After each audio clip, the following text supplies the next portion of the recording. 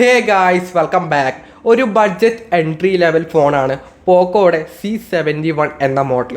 6500 രൂപ മാത്രമേ ഇതിൻ്റെ പ്രൈസ് വരുന്നുള്ളൂ. അതായത് 4GB 64GB. ഒരു ഹയർ വേരിയൻ്റ് കൂടെ വരുന്നുണ്ട്. അതാണെങ്കിൽ 6GB 128GB ആണ്. അതിൻ്റെ പ്രൈസ് 7499. അതായത് ഒരു 1000 രൂപ അധികം കൊടുക്കേണ്ടി വരും. 7500 രൂപയാണ് ഹയർ വേരിയൻ്റ് കിട്ടുന്നത്. നിങ്ങൾക്ക് ബേസ് മോഡൽ എടുത്താൽ തന്നെ മതിയാവും. കാരണം ഇതിൽ SD കാർഡിൻ്റെ സ്ലോട്ട് അടക്കം വരുന്നുണ്ട്. സോ 4GB റാം സഫീഷ്യൻ്റ് ആണ് ഈ ഒരു എൻട്രി. കാരണം ഇതിൽ വലിയ സംഭവങ്ങളൊന്നും ചെയ്യാൻ വേണ്ടി പോകുന്നില്ല. അങ്ങനെ നോക്കുകയാണെങ്കിൽ ഇത് തന്നെ സഫീഷ്യൻ്റ് ആണ്. നിങ്ങൾക്ക് അഥവാ സ്റ്റോറേജ് അധികം വേണമെന്നുണ്ടെങ്കിൽ മാത്രം ഹയർ വേരിയൻറ്റിലേക്ക് പോയാൽ മതി. അല്ലെങ്കിൽ SD കാർഡ് ഉണ്ടെങ്കിൽ അതിട്ട് യൂസ് ചെയ്യുകയും ചെയ്യും. ഇതിൻ്റെ ഡിസൈൻ അത് ബഡ്ജറ്റ് എൻട്രി ലെവലിലേക്ക് വരുമ്പോൾ അതിൻ്റെ ഡിസൈനാണ് ഭയങ്കര അധികം എല്ലാവരും നോക്കുന്നത്. ഇതിൻ്റെ ഡിസൈൻ നല്ല രസമുള്ള നല്ല ഡിസൈൻ കേട്ടോ. iPhone 16 ആ ഒരു ടിപ്പിക്കലായിട്ടുള്ള ഒരു ക്യാമറ മൊഡ്യൂളൊക്കെയാണ് ഈ ഒരു ഫോണിന് വരുന്നത്. അതുകൊണ്ട് തന്നെ കാണാനൊക്കെ നല്ല രസമുണ്ട്. 3 കളേഴ്സിൽ ഈ ഫോൺ വരുന്നുണ്ട്. ഒരു ഗോൾഡ് വരുന്നുണ്ട്, ഒരു ബ്ലൂ വരുന്നുണ്ട്, ഒരു ബ്ലാക്ക് കളർ കൂടെ വരുന്നുണ്ട്. കാണാനൊക്കെ നല്ല രസമുണ്ട്, നല്ല കളേഴ്സ് വരുന്നുണ്ട്. വെയിറ്റ് ആൻഡ് തിക്നെസ്സിനെ പറ്റി പറയുകയാണെങ്കിൽ 193 ഗ്രാം വെയിറ്റ് വരുന്നുണ്ട്. 8.26 mm തിക്നെസ് മാത്രമേ വരുന്നുള്ളൂ.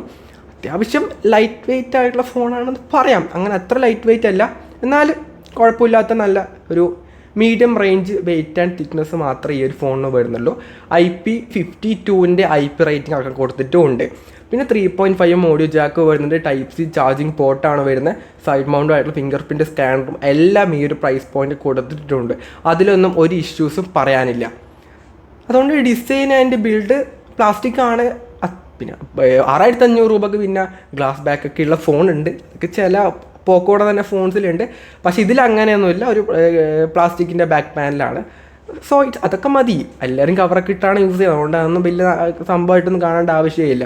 അപ്പം ഡിസൈൻ വൈസ് നല്ലൊരു ഡിസൈൻ തന്നെ കൊടുത്തിട്ടുണ്ട്. ഡിസ്പ്ലേ ആണെങ്കിൽ 6.88 ഇഞ്ച് വരുന്ന HD ആയിട്ടുള്ള IPS LCD ഡിസ്പ്ലേ ആണ് വരുന്നത്. 120 Hz ഹൈ റിഫ്രഷ് റേറ്റ് വരുന്നുണ്ട്. നോച്ചിനകത്താണ് സെൽഫി ക്യാമറ ഒക്കെ തന്നെ കൊടുത്തിട്ടുള്ളത്. 120 Hz റിഫ്രഷ് റേറ്റ് ഉണ്ടായതുകൊണ്ട് തന്നെ നല്ലൊരു നല്ല സ്മൂത്തായിട്ട് ഫോൺ വർക്കാവും. അതിലൊന്നും ഒരു ഇഷ്യൂ ഇല്ല. It's good. വലിയൊരു ഡിസ്പ്ലേ 6.88 ഇഞ്ച് വരുന്നു പറയുമ്പോൾ നല്ല വലിയ ഡിസ്പ്ലേ തന്നെ ആയിട്ടോ. ഈ ഒരു പ്രൈസ് പോയിന്റിൽ ഡിസ്പ്ലേ വൈസും എൻ്റെ ഫോണിൽ വലിയ ഡിസ്പ്ലേ ഉണ്ട്, അങ്ങനെ പറയാം. വലിയൊരു ഫോണാണ്.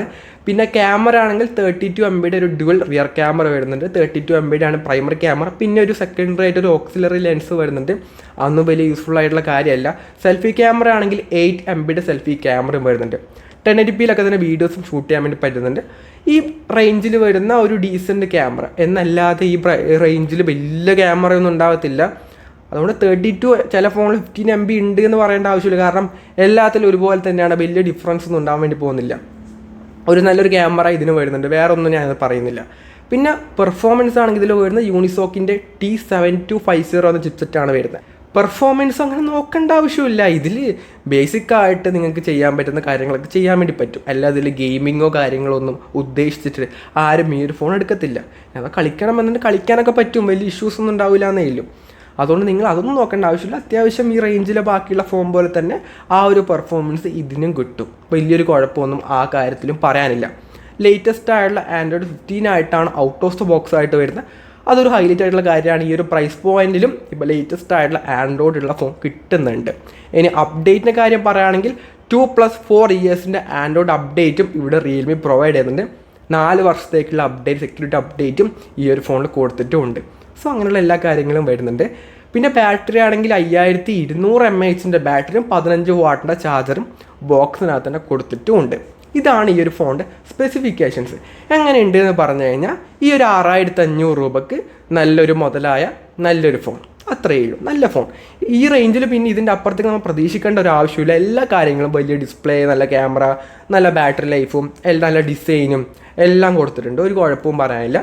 കൊടുക്കുന്ന പ്രൈസിന് എന്തായാലും ഒരു വേർത്തായിട്ടുള്ള നല്ലൊരു പ്രൊഡക്റ്റാണ്. ബേസ് മോഡൽ എടുത്തു കഴിഞ്ഞാലും വലിയ കുഴപ്പങ്ങളൊന്നുമില്ല. നിങ്ങൾക്ക് വേണമെന്നുണ്ടെങ്കിൽ 1000 രൂപ കൂടുതൽ കൊടുത്തിട്ട് ഹയർ വേരിയൻ്റ് എടുക്കാം. ആ ഒരു ഓപ്ഷൻ അവിടെ കൊടുത്തിട്ടുണ്ട്. അത്രയേ ഉള്ളൂ. വീഡിയോ ഇഷ്ടപ്പെടുകയാണെങ്കിൽ ലൈക്ക് ചെയ്യുക, ഷെയർ ചെയ്യുക, സബ്സ്ക്രൈബ് ചെയ്യുക. So it's friend Abhinav signing off. By.